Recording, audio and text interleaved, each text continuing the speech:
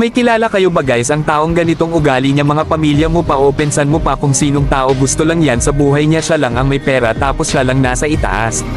Pinagmamalaki niya pa siya lang ang may utak sa pamilya niyo, hindi pa siya mautangan, makautang ka pa sa kanya, kinabukasan nandito na siya naniningil ng utang kahit kailangan mo pang pera sa mga oras na iyon ang magagawa mo lang, mapapaisip ka lang para lang ibenta ang mga bagay na mayroon ka para pang bayad sa kanya, tapos noon nabenta mo nakabayad ka sa kanya, sa utang mo, tapos naisipan mo pa ibenta mo yung sasakyan mo o yung halaga mong baka nung mabenta mo, naisipan mo na lang magpapatayo ka ng negosyo, habang tumatagal naman lumalaki ang pinatayo mo ang negosyo, siya ngayon ang lumalapit para mangutang, umaabot ng ilang buwan hindi nagbabayad, nangungutang pero hindi mo napapansin, hinihila kanya pala pababa, tapos nagsasabi pa iyan ng tao matalino kung ikaw naman ang naniningil sa kanya sa utang niyang umabot ng ilang buwan para pabayad din siya, sinasabi niya sa'yo nakabayad na siya, ang lakas pa ang boses niya.